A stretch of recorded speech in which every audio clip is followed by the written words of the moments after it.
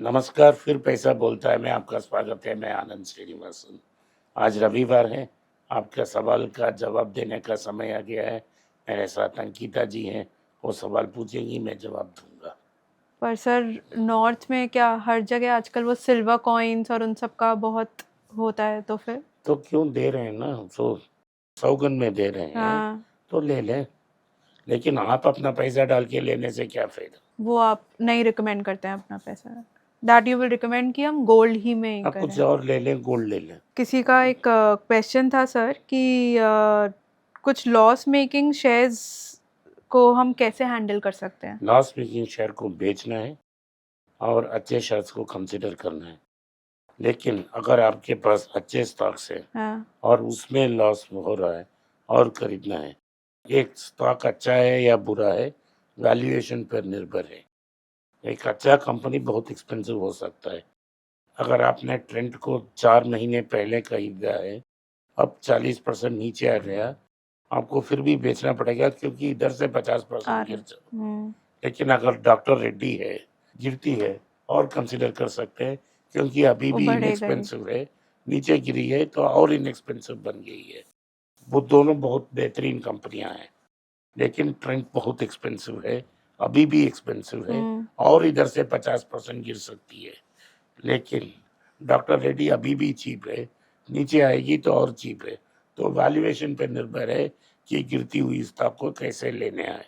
लेकिन अगर company large cap नहीं है तो आप इसको बेच के दूसरा कंपनी कंसिडर करना ही बेहतर होगा। हमें मतलब ओवरऑल पोर्टफोलियो देखना चाहिए, ना कि सिर्फ एक और इस पर्टिकुलर। कंपनी का वैल्यूएशन देखना चाहिए। हमारे ईमेल एड्रेस नीचे देते हैं। अगर उन्होंने ये ईमेल एड्रेस में हमें संपर्क किया तो हम मदद कर सकते हैं। Okay, thank you.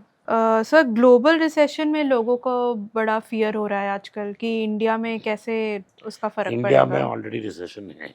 हम्म, तो रिसेशन ये नहीं होगा कि गवर्नमेंट नंबर्स बोल के कहेगा कि आज रिसेशन है।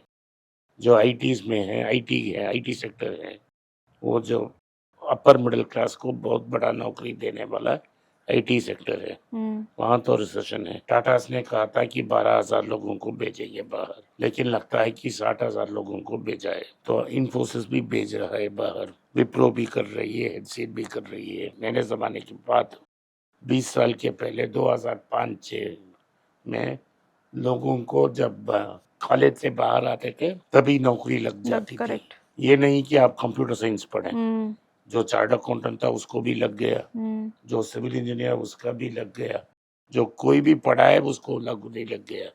लेकिन आज कंप्यूटर साइंस इंजीनियर को नहीं लग रहा है ना। करेक्ट। तो इसका मतलब है कि नौकरी लगाना बहुत मुश्किल हो गया है। कुछ ना कुछ तो नौकरी मिल जाएगा, लेकिन ऐसा कैसा जॉब जो अच्छा तनख्वाह मिलने, वो नहीं मिल रहा है। वो तो प्रॉब्लम में है। और अब जो अमेरिका ने और स्टूडेंट वीजा और सब पे कर दिया है, उससे अमेरिका भी। के बात छोड़ो, अभी अमेरिका ने H1B पे हाँ, बहुत बड़ा फी बढ़ा दी, तो लोग अमेरिका नहीं जा सकते। करेक्ट। तो आईटी सेक्टर में एक डाउन स्विंग है। क्या सेक्टर, अभी हाउसिंग में भी प्रॉब्लम है, तो किस सेक्टर में लोग को नौकरी मिलेगा। तो अगर हमने और जो नौकरी देती थी लोअर मिडिल क्लास को, टेक्सटाइल इंडस्ट्री, हम्म, लेदर इंडस्ट्री, हम्म, ये सब इंडस्ट्री भी प्रेशर में है क्योंकि अमेरिका की जो एक्सपेक्ट टैरिफ है उन कंपनी को टारगेट करती है। जैसा ऑटो कंपोनेंट्स, टेक्सटाइल्स, लेदर, जर्मन ज्वेलरी एक्सपोर्ट्स, हम्म, ये सारे प्रेशर में है। सो नौकरी कहाँ मिलेगी। बहुत तो मुश्किल। हाँ, सो नौकरी लेना बहुत मुश्किल है। तो पहला हमको ये, अगर आप रिसेशन में हैं तो किसी भी नौकरी में लग जाना चाहिए और ये वरी नहीं करना चाहिए कि मुझे ये नौकरी चाहिए, वो नौकरी चाहिए। Just establish yourself. पहले इस्टेब्लिश कर लो, 2-3 साल वेट करो, कुछ सीखो और अपना स्किल बढ़ाओ करेक्ट। और कोर स्किल बढ़ा के और ऊपर जाने की कोशिश करो।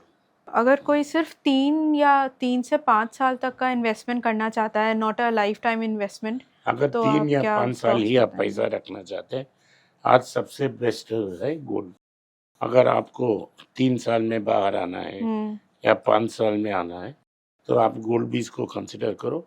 और 3 या 5 साल से बाहर निकल दो। विशाल मेगा मार्ट ₹135 पर शेयर चल रहा है, तो क्या इसको कंसिडर किया जा सकता मैं है? विशाल मेगामेट बेसिकली एक रिटेल कंपनी है, north India based retail company है। तो प्रॉब्लम ये है कि जो क्लॉथिंग और जो भी है सब ऑनलाइन मूव हो रहे हैं।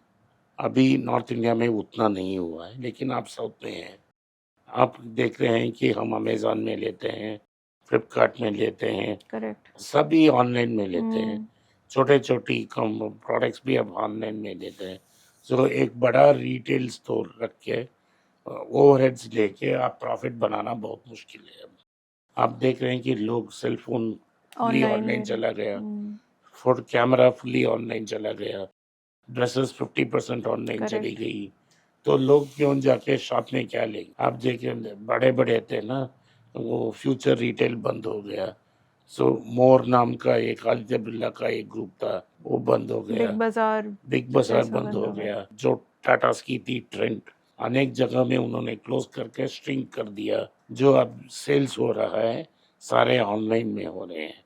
तो जो रिटेल कर रहा है, मार्ट चल करके अनलेस वो भारत फुल इंडिया को एक्सपेंड करे, जैसा डी-मार्ट ने की है। डी-मार्ट का ये स्ट्रैटेजी है, सिटी के बाहर वो बड़ा वेयर हाउस बनाते हैं और दूसरे जो छोटे-छोटे रिटेलर्स हैं, मम एंड पॉप शॉप्स, वो वहाँ आके खरीदेंगे। अच्छा। अभी विशाल मेगा मार्ट साउथ में बड़ा पॉपुलर नहीं है। नहीं आप है। जाके चेन्नई में है, आप बाहर जाके पूछे तो किसी नहीं को जानता। पता नहीं होगा, लेकिन डी-मार्ट पता होगा। करेक्ट। इस कंपनी को इस समय कंसिडर करने से कोई फायदा नहीं है। क्या इस समय लोगों को हैप्पीएस्ट माइंड्स के शेयर्स कंसिडर करने चाहिए? नहीं, ये तो और नीचे जा सकता है भाई, इसमें ओनरशिप का प्रॉब्लम भी है। इसका जो प्रमोटर है, ओनर है, उनका नाम अशोक सूटा है, 83 साल के हैं। तो कौन ये कंपनी को चलाएगा? वो पहले विप्रो में थे, विप्रो में असंतुष्ट थे, उन्होंने माइंट्री गया, माइंट्री को एल&टी ने खरीद लिया। सो हैप्पीएस्ट माइंड्स को कोई एक्वायर करेगा। हीरो मोटर कॉर्प को होल्ड करना चाहिए इस समय तो या? अभी होल्ड करके 5 साल के लिए सोना चाहिए। हमने 6 महीने पहले इसको कंसिडर करने के लिए कहा था, वहाँ से ऑलमोस्ट दुगनी हो गई है। आप जब बैठे रहें। ओके। आपने इस पॉडकास्ट को देखा, इसके लिए मैं आपका आभारी हूँ। हो सके तो वीडियो को लाइक कीजिए, चैनल को सब्सक्राइब कीजिए और बेल नोटिफिकेशन दबाएं। इस वीडियो को अपने दोस्त और रिश्तेदार के पास भेजें और उन्हें देखने की आग्रह करें। नमस्कार, धन्यवाद, जय हिंद। नीचे एक ईमेल स्क्रॉल हो रहा है, इसका ईमेल एड्रेस है paisa.bolta hai.np@gmail.com। अगर आप मुझसे संपर्क करना चाहते हैं तो इस ईमेल में मेल भेजें, मेरी टीम आपसे बात करेगी। फिर से बता रहा हूँ मैं, paisa.bolta hai.np@gmail.com। इसमें आप मेल भेज सकते हो, मेरा टीम आपसे संपर्क करेगा।